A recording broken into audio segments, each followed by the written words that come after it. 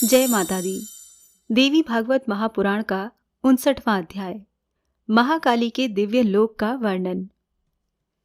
श्री नारद जी बोले, देव देव जगन्नाथ, कृपामय, जगत प्रभु, मैं पुनः आपसे भगवती का उत्कृष्ट आख्यान सुनना चाहता हूँ।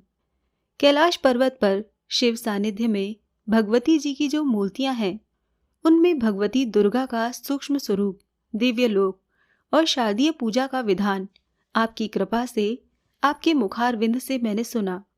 अब कृपा पूर्वक भगवती काली के सूक्ष्म रूप तथा उनके दिव्य लोक के विषय में मुझे बताइए। श्री महादेव जी बोले, मुने, मैंने आपसे दुर्गा के जिस परम लोक का वर्णन किया था, वो देवता, गंधर्व, यक्ष, किन्नर तथा राक्षसों के लिए भी दुर्गम है। उसके पास अत्यंत गुप्त, अत्यंत रम्य, अति सुंदर तथा ब्रह्मा आदि देवेश्वरों के लिए दुर्गम धाम है।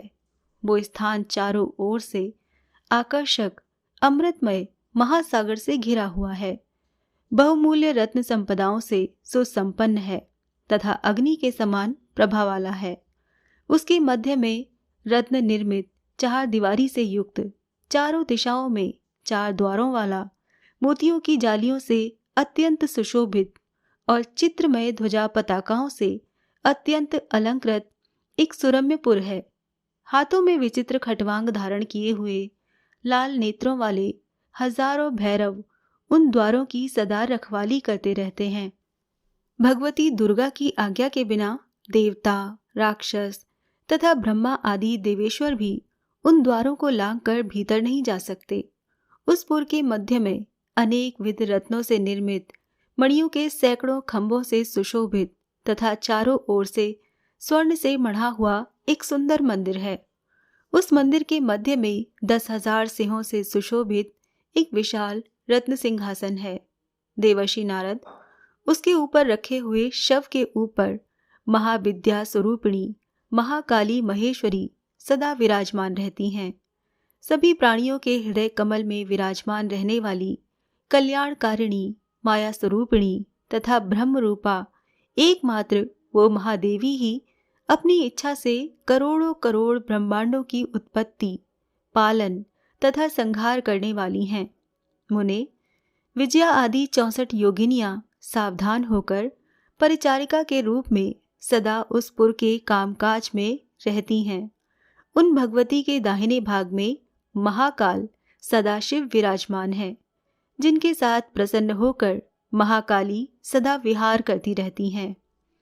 इस प्रकार उन महाकाली का अंतःपुर बाहर से भैरवों के द्वारा रक्षित अत्यंत आश्चर्यमय, सुंदर तथा ब्रह्मा आदि के लिए भी परम दुर्लभ है। महामते, ब्रह्मा, विष्णु तथा महेश के साथ यहाँ आकर देवाधीश इंद्र महाकाली के दर्शन मात्र से ब्रह्म हत्या जनित घोर पाप से मुक्त हो गए थे। उस समय ब्रह्मा, विष्णु तथा इंद्र ने देवादिदेव सदाशिव की कृपा से ही वहां पर परम देवता भगवती काली का दर्शन किया था। वत्स, मुने, अब मैं उसके बाहर का वर्णन कर रहा हूँ। आप सावधान होकर सुनिए। रत्न निर्मित परकोटों से चारों ओर से घिरा हुआ बाहर की ओर एक आंगन है। उसमें रत्न के तोरणों से सुशोभित चारों दिशाओं में 4 द्वार हैं। समस्त गणनायक उन द्वारों की निरंतर रक्षा करते रहते हैं और महामते, उनके भीतर कामाख्या आदि उपयोगिनियां रक्षक के रूप में स्थित रहती हैं। उसके बाहर अनेक ब्रह्मांडों में निवास करने वाले कई करोड़ ब्रह्मा तथा असंख्य विष्णु भगवती के दर्शन की उत्कट अभिलाषा के साथ उनमें ध्यान परायण होकर सदा उपस्थित रहते हैं। उसके बाहर अनेक प्रकार के रत्नों से विनिर्मित 4 द्वार हैं।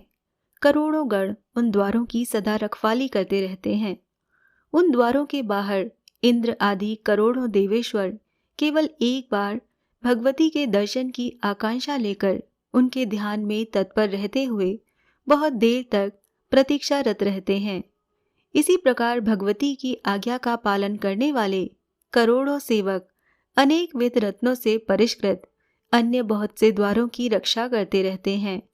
उस पुर के उत्तर में विचित्र भ्रमरों से युक्त तथा खिले हुए पुष्पों से सुशोभित अत्यंत रमणीय पारिजात वन प्रसिद्ध है।